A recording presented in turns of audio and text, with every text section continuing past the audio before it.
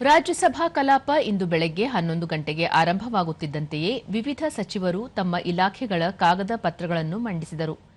ಕಲ್ಲಿದ್ದಲು, ಗಣಿ ಮತ್ತು ಉಕ್ಕಿನ ಇಲಾಖೆಗೆ ಸಂಬಂಧಿಸಿದ ಸಂಸದೀಯ ಸ್ಥಾಯಿ ಸಮಿತಿಯ ವರದಿಯನ್ನು ಸಹ ಮಂಡಿಸಲಾಯಿತು.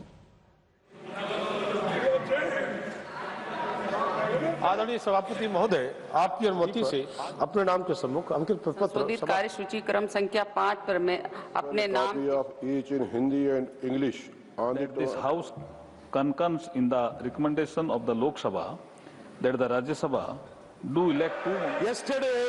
Yesterday Delhi police team marched into जनजातियों का एक वाद्य यंत्र है, इंस्ट्रूमेंट, म्यूजिकल इंस्ट्रूमेंट चैन प्रो, ये सरोज देवर्मा को प्रोत्साहित किया है. मैं पूछना चाहती हूँ ಬಳಿಕ ನೀಟ್ ಪ್ರತಿಭಟನೆಯ ವಿಷಯವಾಗಿ ವಿರೋಧ ಪಕ್ಷಗಳು ಗದ್ದಲ ಸೃಷ್ಟಿಸಿದವು. ವಿರೋಧ ಪಕ್ಷದ ನಾಯಕ ಮಲ್ಲಿಕಾರ್ಜುನ ಖರ್ಗೆ ಅವರು ಪ್ರತಿಭಟನಾಕಾರರ ಮೇಲೆ ಮೊಕದ್ದಮೆ ದಾಖಲು ಮಾಡಿರುವುದು ಸರಿಯಲ್ಲ, ಈ ನಡವಳಿಕೆ ಸ್ವೀಕಾರಾರ್ಹವಲ್ಲ ಎಂದರು.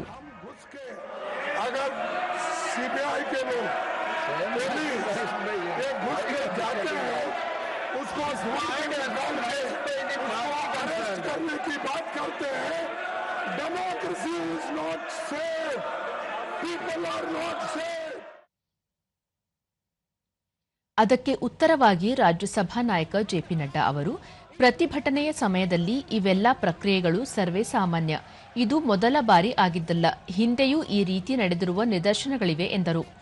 ತಾವು ಪ್ರತಿಭಟನೆ ನಡೆಸುತ್ತಿದ್ದ ಸಮಯದಲ್ಲಿಯೂ ತಮ್ಮ ವಿರುದ್ಧ ಕೇಸನ್ನು ದಾಖಲಿಸಲಾಗಿತ್ತು. ಈ ಹಿನ್ನೆಲೆಯಲ್ಲಿ ಈ ವಿಷಯವನ್ನು ಅನಗತ್ಯವಾಗಿ ವಿವಾದವಾಗಿಸುವುದು ಸರಿಯಲ್ಲ, ವಿನಾಕಾರಣ ಇದನ್ನೇ ಮುಂದಿಟ್ಟುಕೊಂಡು ಕಲಾಪಕ್ಕೆ ಅಡ್ಡಿಪಡಿಸುವುದು ಸರಿಯಲ್ಲ ಎಂದರು.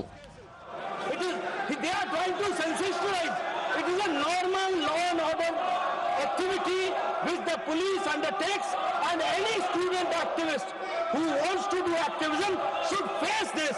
Even I have faced not once, many times. When there was emergency, I was arrested from the classroom, not once but twice. So this is a very normal situation, sir. ವಿರೋಧ ಪಕ್ಷಗಳು ಗದ್ದಲ ಮುಂದುವರೆಸಿದ ಕಾರಣ ಕಲಾಪವನ್ನು ಸಭಾಪತಿ ಸಿಪಿ ರಾಧಾಕೃಷ್ಣನ್ ಅವರು 12 ಗಂಟೆಗೆ ಮುಂದೂಡಿದರು.